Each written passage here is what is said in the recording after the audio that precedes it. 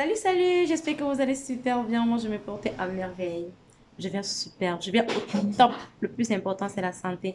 Le reste, on va chercher l'argent et on va acheter avec.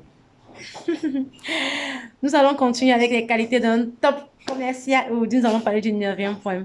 Si tu es nouveau sur ma chaîne, je te prie de t'abonner et d'activer la cloche de notification pour ne manquer aucune de mes prochaines vidéos. Et également, si tu veux me rejoindre, va juste en bas sur la description de la vidéo. Tu verras tous mes liens. Facebook, WhatsApp, Telegram, tous mes liens. Si tu as également les questions à poser par rapport à la vidéo, tu mets ton commentaire juste en bas. Moi, c'est Vanessa Labo, communément appelée Vanny Mèche ou encore Vanny pour les plus intimes. Aujourd'hui, nous allons parler du neuvième point. Il ne reste plus qu'un seul point. Aujourd'hui, c'est le neuvième point. Des qualités d'un top commercial, d'un top vendeur. Le neuvième point, c'est de s'entraîner. D'autres vont me dire, s'entraîner comment? Vanny, on s'entraîne comment? Est-ce qu'on s'entraîne pour vendre? Oui, on s'entraîne. Moi, je compare souvent les vendeurs aux musiciens, aux athlètes. Vous voyez un peu les athlètes, parfois ils sortent là, tous les jours, ils courent parce qu'ils n'attendent pas le moment du tournoi pour se lancer. Non.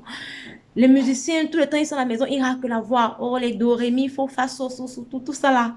Ils raquent la voix, ils travaillent la voix au quotidien, ils chantent. Au quotidien, ils sont en train de chanter, c'est pour racler la voix pour que demain, lorsqu'ils seront en studio, qu'ils ne trouvent pas de difficultés en fait. Et c'est exactement comme ça qu'un bon vendeur doit également faire. Vous avez des sœurs à la maison. Même si vous êtes seul, vous parlez avec le mur. Tu fais comme si le mur, c'était un commerce, c'était un vente, c'était un client que tu veux prospecter. Tu prends ta marchandise, tu prospectes même le mur de la maison. Tu prospectes ta sœur, tu as une tête de mannequin à la maison, tu prospectes. Oui, parce que c'est à force de t'entraîner, en fait, que tu réussis à maîtriser ce que tu fais, ce que tu vends et que tu réussis à te sentir à l'aise dans ce que tu vends. Quand tu es devant le client, tu vas te rendre compte, quand tu es devant le client, tu ne vas plus tergiverser. Les mots vont juste couler. Quand les questions vont pleuvoir de partout, même si c'est 5 clients à la fois, quand les questions vont pleuvoir de partout, tu auras cette capacité à gérer, à canaliser tout cela et à donner les meilleures réponses. Et ça va te rendre plus crédible.